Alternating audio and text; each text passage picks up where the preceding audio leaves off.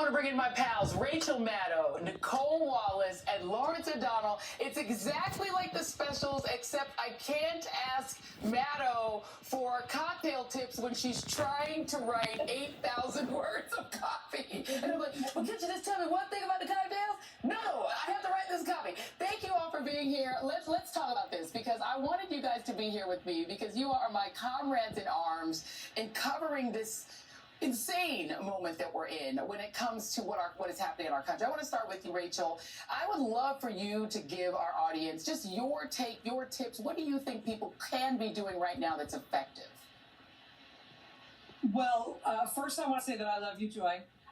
I love and you. that I am bereft that the readout is ending. I just can't even, I sort of can't get beyond that, so I want to say that. But that is also part of what I think I have to say to the country about this moment, which is find people who you respect and trust and love and make common cause with them and help yourself by learning from them and help them by standing up for them. And I think we have tried to do that, and I think that in important ways we have failed, but I think it's still the right thing to try to do. And so whether that means, joining something locally, or whether that means making some sort of more unofficial common cause with the people in your life who you respect and who you think are people you can depend on, like I feel about you, you gotta join forces. We can none of us can do this alone. And being atomized and dislocated and picked off one by one is a strategy of the other side, and we need to stick together.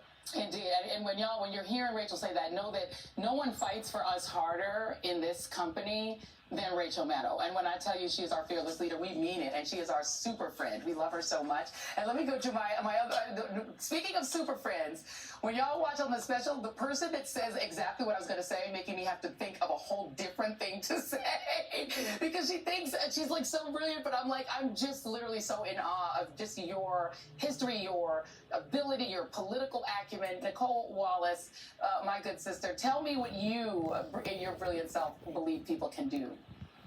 Well, I'm going to break the rules the way Rachel broke the rules and tell you that I love you.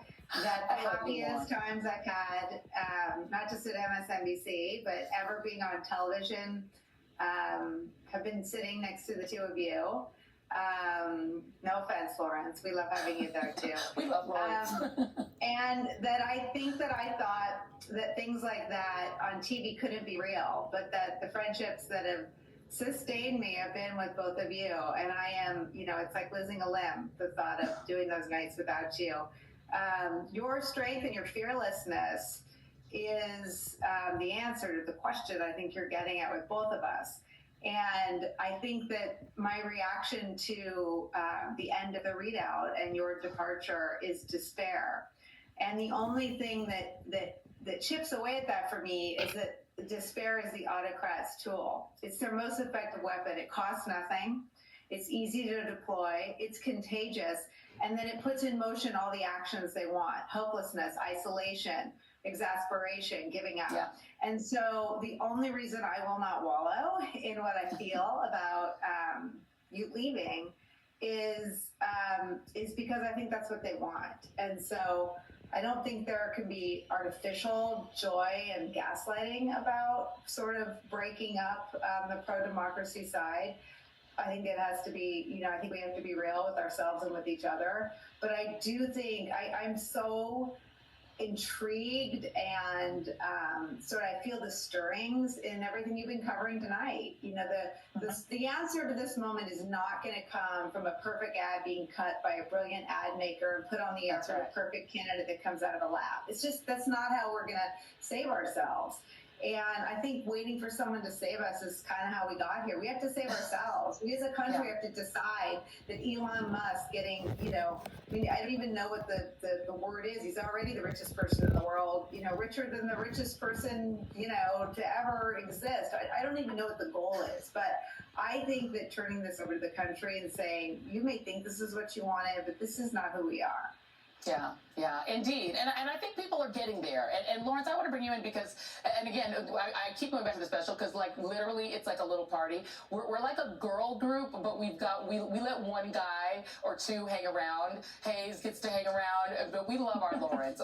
Lawrence is literally the guy that we're all sitting there waiting. What in the world is Lawrence going to say? Because they're going to be like, that's it. We got it. We understand it. So do that for us now, Lawrence. Just solve all of these democracy problems for us now. 3, 2, 1, go. This is the greatest honor lineup I've ever been in. So let me just start with that. An honor to be in this lineup. And Joy, I'm going to skip the love stuff because we did that on Saturday. It's true. You know, I put it in writing in that first text when I said I love you. Okay, so you have that. And writing's forever, so you have it. Y'all don't realize we literally text and call each other. Like, it's really wild. But anyway, please, Lawrence, please. So I want to turn to this wonderful book by Joanne Reed. Oh, no. Medgar and Merlin. No, seriously, this is important, and it's to the answer of what we're talking about here, because right in the middle of it, on page 194, there is this. This is the decisive battleground for America. Now that really feels like something someone said 5 minutes ago, or any time in this year. That's 1964. That's a 24-year-old guy named Michael Schwerner, who is going to be murdered that year after he says that, because he has decided in 1964 that what he's going to do is leave the safety of his home in the North and go to Mississippi, the most dangerous place in America, and go down there as a civil rights worker trying to help people register to vote. That was his choice. There were other people who couldn't do that, people his age, who never leaving their neighborhoods or their towns in the North and elsewhere around the country, tried to fight the same fight, tried to do what they could do. There were people who decided that what they would do is vote, that they were on the side of the righteous, but all they could do is vote. But every one of those people made some kind of decision in the face of something that was hopeless. It looked hopeless in 1964. It looked in 1964 that if you think you're going to work to get black people the right to vote in Mississippi, you are going to be dead and no one's going to get the right to vote. And in the end, he won. He won in death. He won from the grave. And that choice is there for everybody all the time. And there's another thing that comes to mind, Joy, and I'll shut up, and that is Walter Lippmann, when he went to his 30th Harvard class anniversary, which I know is a distant thing for you. Your Harvard class, your 30th reunion isn't coming for a long time. But Lippmann said to his Harvard class in 1940, before the United States is into World War II, but World War II is underway, that they now had no choice. There was no choice. They couldn't take anything for granted. They had to join this fight against fascism. They had to join it because there was no way you could sit back and choose to do nothing. He didn't tell them what to do. He didn't say you should join the army or anything. He just said, you absolutely must now be committed with every bit of strength you have, again, against something that seemed hopeless. I mean, Germany was just raging across Europe then. Mm-hmm. It looks like there was going to be a winner, and it was going to be Hitler. And so these dark hours have demanded things of people that they have risen to in the past, and there's no reason why people can't find their own spot. Michael Schwerner didn't join a political campaign. He didn't need a leader to tell him what to do. He did it. He just got on that bus and he went to Mississippi. He just did it, and everyone can just do it. Yeah, amen. And Rachel, I mean, that is so powerful because I like to steal good ideas and I give people credit for them. But you're the one who said history is here to help. I mean, it just actually is. And you and I are both obsessed with the 1920s and 30s. I'm very obsessed with them, and the 20s especially now because it feels very resonant to today. But I think part of the thing of history is it kind of makes people feel a little dejected because we keep repeating it.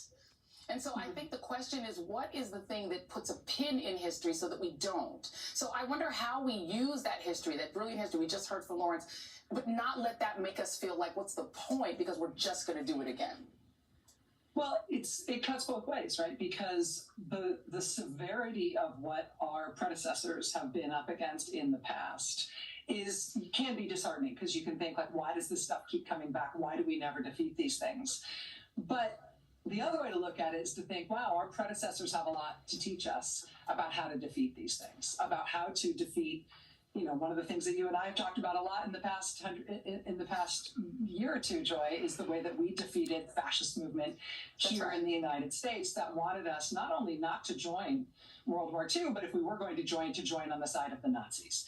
We've talked a lot, you and I, especially around your book, Megger and Merle, we've talked about the strategy and the human strength that it took to build a movement to defeat segregationism. And that itself was a movement. That was a minority movement that was fascistic in nature, and that absolutely succeeded in ruling whole parts of the country until it was defeated by an equal by a larger and smarter movement that took it down. The people who went before us in this country, who have defeated forces that were a lot more impressive than what we're up against right now, have stories to tell us about what to do. And that's why you are interested in history. That's why we've all been covering so much history on all of our shows. It's not just because the bad guys recur, it's because the good guys, who are never as famous as the bad guys. Amen. The good guys, they have stories to tell us about what to do, and we need to stay loud. We need to stay united. We need to protect the press. We need to protect the institutions that we've still got, as they are under assault right now. But it starts with joining something. It starts with finding people who you believe in, who inspire you, and who you love and trust. And that can be your colleagues at work, like we have. It can be your local indivisible group. It can be your local book club. It can be anything. But now is not the time to be alone and scrolling on your phone, or complaining on posts on social media. Now is the time to join something in real life. Yeah, and Nicole, this is one that I know it's particularly painful for you, because part of it is also party capture. But the Democrats had party capture too. I mean, the Democrats were the wholly owned, property of the far right, KKK, fascists at one point too. And the Republicans also kicked out the John Birch Society. So talk a little bit about whether party capture is so far gone for Republicans that in your mind it can't be reversed. Because I feel like, I don't know, you tell me, what do you think?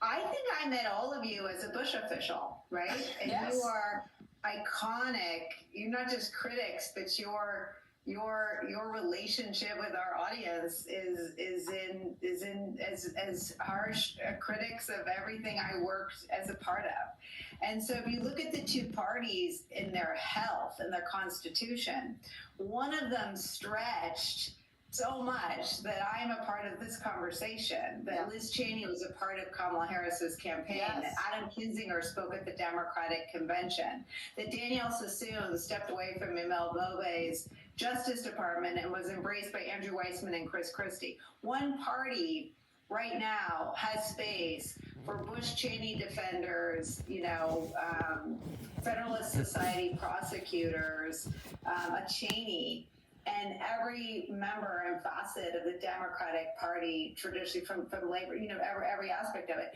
The other one is literally got Bill Barr on an enemies list. Right. And so I think it might take a minute, but I don't think there's a single example in history where the party that's entire retribution strategy, Kash Patel's list doesn't just have Republicans on it, it has Trump cabinet members on it. And so there's not an example in history where that side prevails in the long run. And so I think about the health of the parties and sort of the health of the body politic. And I think a lot about the Democratic Party, and it's so different from the Republican Party in every single way. One of it is its earnestness and its inclusiveness, and there's this twisted irony that inclusiveness is what was weaponized by the MAGA movement against it. And so but I think in the long run, it's about sort of the health of the body. And the health of the body on the Democratic side seems to be the one with so much more inside of it to build on. Well, we are going to pray that there are Republicans who stand up and seize back control of their party like they kicked out the Birchers. You can kick out MAGA too, y'all, if you want. Look, my daddy was a Republican. So like, he would be rolling, he's rolling in his grave now, but like, they can come back to that. Michael Steele's a Republican. They're Republicans. They can pull it back, y'all. Come on, fight for your party, my friends. Rachel Maddow, Nicole Wallace, Lawrence O'Donnell. I could not respect or love people more than I love you all. And one of the great things about MSNBC is that it's actually genuine. Like, we actually all really dig each other. And we think that each other are great, and we talk and we share and we learn from each other. And I've learned so much from you. I love you guys. Thank you. We love you. Thank you for everything you've taught us, Joey. Thank you very much. Thank you. I love y'all. Thank you. I got a lot more to learn from you. I'm planning on haunting you for the rest of your days, Joy Regan, if I get away. I'm obsessed with ghosts. It's very convenient. Keep